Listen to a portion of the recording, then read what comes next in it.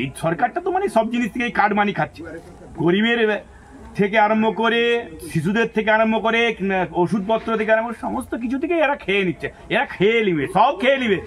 হ্যাঁ, এই দিদি শিল্প আনতে গেছে, শিল্প আনতে উনি যাননি, ওয়েস্ট বেঙ্গলকে বা পশ্চিমবাংলাকে একটা বড় শিল্প কিন্তু উনি দিয়ে দিয়েছেন, সেটা হচ্ছে হিন্দু মুসলিমের দ্বন্দ্ব, যেটা আমাদের ছিল না, যেটা খুব ভয়ঙ্কর।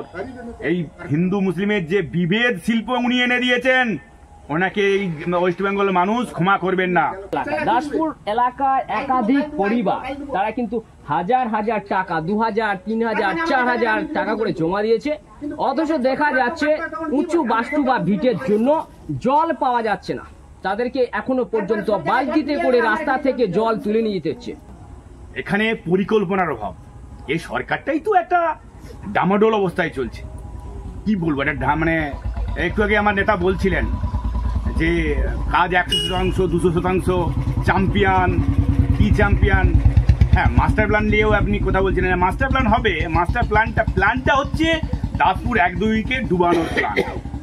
মাস্টার প্ল্যানের ডিপিআর কি এসটিও জানেনি, বিডিও জানেনি, ওসি জানেনি, কেউ জানেনি, ধন্দের মধ্যে রেখেছে।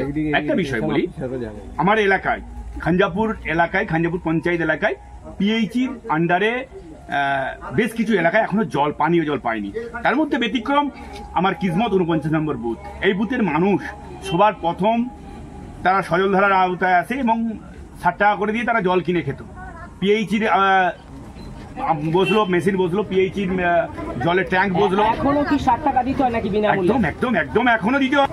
তো দিদি, আপনি শুনতে পাচ্ছেন এবং দেখতে পাচ্ছেন, জল জীবন মিশনের নাম হয়তো আপনার সরকার পাল্টে দিয়েছে, কিন্তু বিনামূল্যে দীর্ঘ মেয়াদী যে নলবাহিত পানীয় জল পাওয়ার কথা, কাটমানি এখনো 60 টাকা করে মাদলিং কাটমানি নিচ্ছে আপনার ভাইরা, গ্রাস রুটে আপনার কর্মীরা কাটমানি কাটছে। এটা কিন্তু আপনাদের ওই যে 2026-এর বিধানসভা নির্বাচন, আপনার গদি বাঁচাতে এটা হয়তো কিছুটা প্রভাব পড়তে পারে। তাই আপনি এই শেষ মুহূর্তে একটু নজর দিন।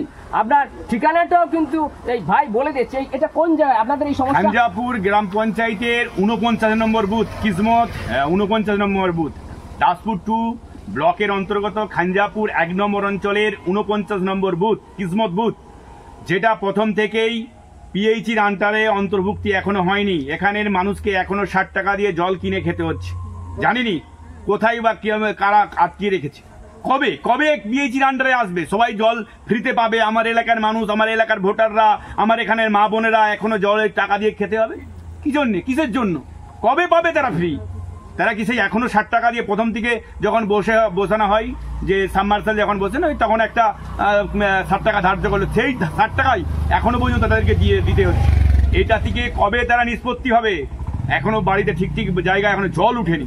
আরেকটা বিষয়, এই জন্যই আমাদের আগামী 11ই এপ্রিল খাঞ্জাপুর অঞ্চলে ডেপুটেশন আছে এই বিষয়টা নিয়েও আছে। আরেকটা, পঞ্চায়েত থেকে খাঞ্জাপুর নিম্ন এলাকায় পাইপ লাইন বিছানো হয়েছে।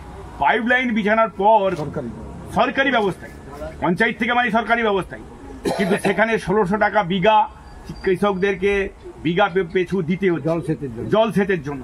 কেন, কিসের জন্য? এটাও আমাদের পয়েন্ট। আমরা জানেন কোলাগেছায় এলাকায় গাছ, চারা গাছ নিধনে কেটেছে, সরকারি জায়গায় দাগ মারা গাছ ছাড়াও 40টার দিকে 50টার মতো গাছ, চারা গাছ, যারা এই সময় খুবই প্রয়োজন, এই দাবদাহে যাদের প্রয়োজন, যেই গাছগুলোর প্রয়োজন ছিল সেই গাছগুলোকে যারা নিধনে কেটেছে, সেটা নিয়েও আমরা যাব আগামী 11 এপ্রিল। তারপর তো আমাদের 20 এপ্রিল ব্রিগেড আছে। আমাদের এই সব দাবিতে আগামী 11 এপ্রিল আমাদের পঞ্চায়েতের ডেপুটেশন আছে। তার সঙ্গে সঙ্গে এই আইসিডিএস স্বাস্থ্যকেন্দ্রগুলোকে পরিকাঠামো উন্নয়ন করতে হবে এবং রাস্তাঘাট, সমস্ত রাস্তাঘাটগুলো যেটা মাটির আছে তখন ঢালাই করতে হবে। এইসব দাবি নিয়ে আমরা যাবো আগামী। আর 20 এপ্রিল বেকারদের কাজের দাবিতে, কৃষকের ফসলের ন্যায্য দাবিতে এবং আমাদের জব কার্ড পুনরায় চালুর দাবিতে আগামী 20 এপ্রিল আমাদের কৃষক সভা, ক্ষেত মজুরের দাবিতে, TI2 এবং সংগঠনগুলোর দাবিতে আমাদের আগামী 20 এপ্রিল ব্রিগেড সমাবেশ। সবাইকে আমরা বলবো যাওয়ার জন্য। এই সরকারটাকে, এই দুর্নীতিগ্রস্ত, ঠকবাজ, ধর্ষণকারী, নির্লজ্জ, বেহায়া একটা সরকারকে বুঝিয়ে দিতে হবে যে এইভাবে চলতে পারে না।